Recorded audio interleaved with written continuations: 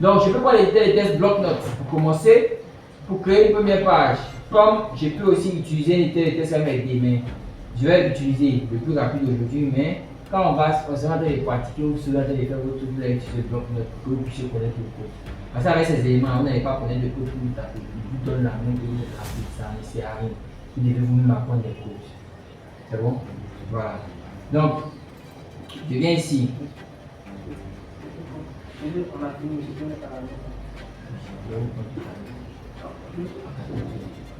Donc, je viens ici. Et puis,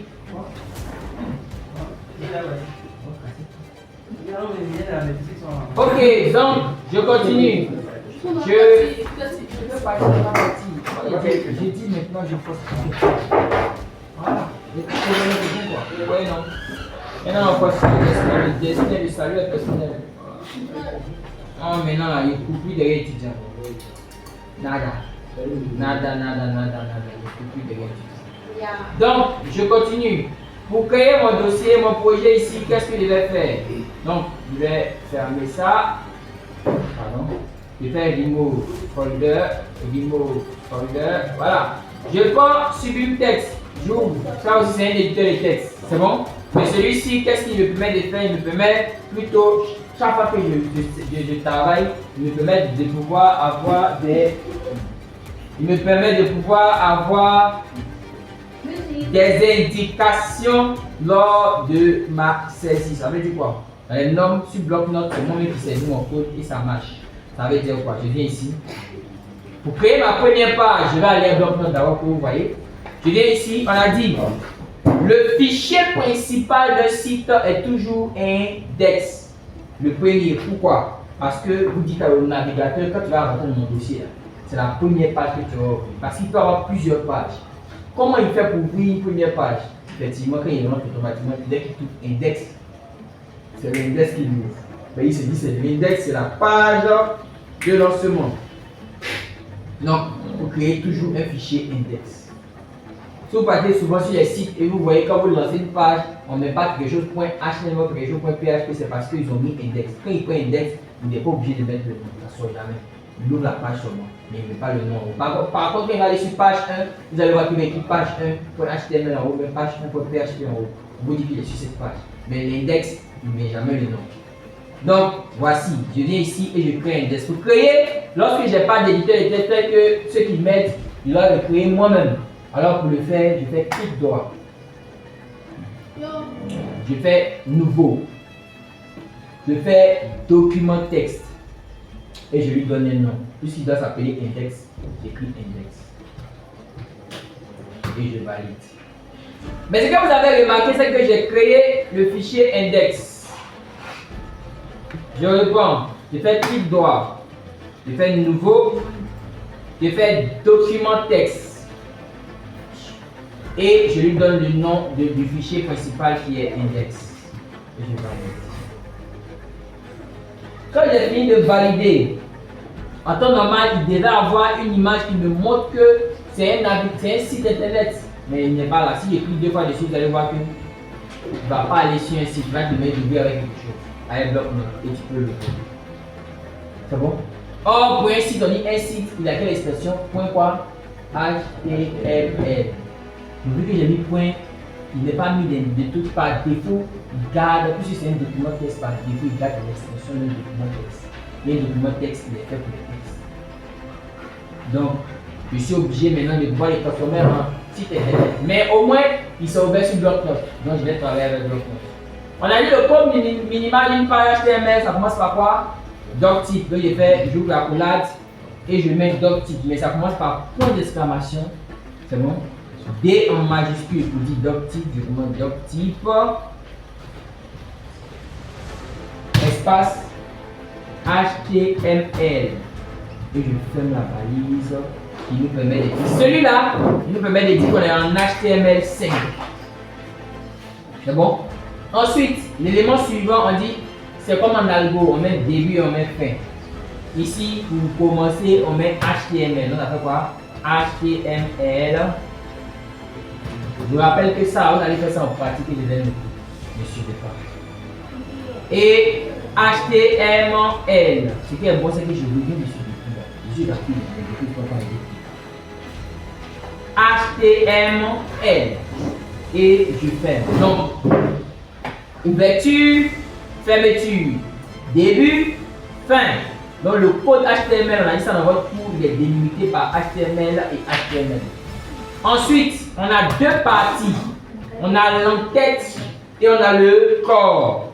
On est en BT. Donc, vous dites tête en BT, c'est head. Donc, j'ouvre pour faire une balise, on a dit c'est chevron ouvrant, chevron fermant.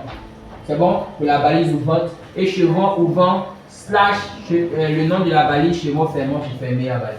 Donc, ici, je commence à ouvrir le head. Je fais head et je ferme. Et je ferme ici. On dit toute balise ouverte doit être refermée. Donc, pour refermer, balise paire. Une balise paire, il y a son chevron ouvrant et il y a son chevron fermant. Donc, balise paire, il commence par ça, qui est la balise ouvrante, et il se termine par ça, qui est la balise fermante. C'est ça qu'on appelle balise paire. Donc, quand on dit balise paire, ils sont là, voilà les deux.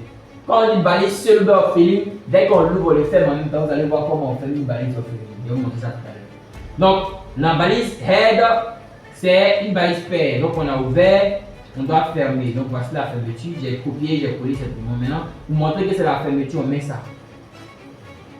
À l'intérieur de ça, je vais venir maintenant mettre les balises à l'intérieur. On a dit, lorsqu'on met une balise à l'intérieur, on appelle ça imbrication de balises.